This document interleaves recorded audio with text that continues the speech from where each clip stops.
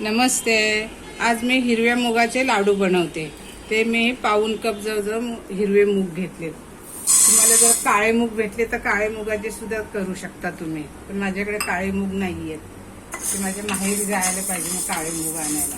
हे चांगलं भाजायचं की त्याचा वास येत नाही तोपर्यंत ते भाजत राहायचं. काळे करायचे नाहीत, फक्त वास चांगला आला पाहिजे. हे बघा, हे अशा पद्धतीने भाजायचे म्हणजे त्याचा वास चांगला येतो. वास मस्त घुमलाय घरामध्ये. आता ह्याच्यात आपल्याला हे पहिलं वाटून घ्यायचं. थंड होऊ द्या थोडं आणि सरसरीत वाटून घ्यायचे. 2 मिनिट. असं सरसरीत वाटून घेतलंय. आता इथे आपण एक पॅन तापत ठेवलाय. त्याच्यामध्ये आपल्याला 1 चमचा तूप घालायचं. 1-2 चमचे घालायचे. इथे मी चारोळी, मगज, काजू, बदाम, पिस्ता आणि अक्रोड हे घेतले. हे थोडे आपण आता भाजून घेऊया. हे नाही टाकले तरी चालते, पण हे टाकले की लाडवाला चांगला चव येते. हे आपण मूग वाटून घेतले ना त्याच्यातच टाकूया, म्हणजे आपल्याला ते परत वेगळी भांडी घ्यायला नको. हे तुम्हाला ड्रायफ्रूट टाकायचे असले तर टाकायचे, नाही तर तसं पण छान लागतात. आता त्याच पॅनमध्ये आपल्याला गूळ वितळून घ्यायचे. पाक असं नाही करायचं. हा गूळ मी बारीक करून घेतलाय. तुम्हाला गोड किती पाहिजे त्याच्याप्रमाणे तुम्ही करू शकता. आता आपला गूळ वितळलाय, नाहीतर त्याचा पाक होईल. आता हे मूग आपण वाटून घेतलेत आणि ड्रायफ्रूट ते पण ह्याच्यामध्ये टाकूया.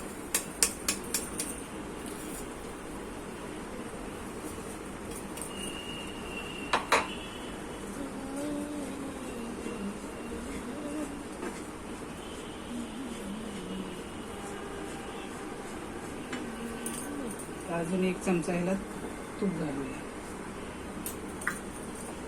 वेलची पावडर,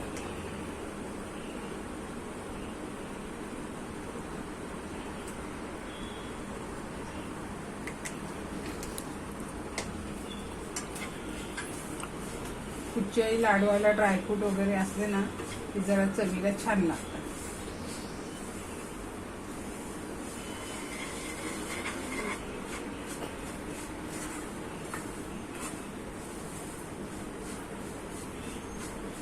आता हे आपण एका थालीमध्ये काढून घेऊया.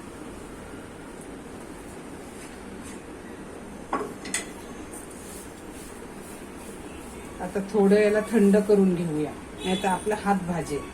हो चालेल. छोटे छोटे माझ्या घरामध्ये लहान मुलं आहेत म्हणून मी छोटे छोटे लाडू बनवते. तुम्ही मोठे सुद्धा बनवू शकता.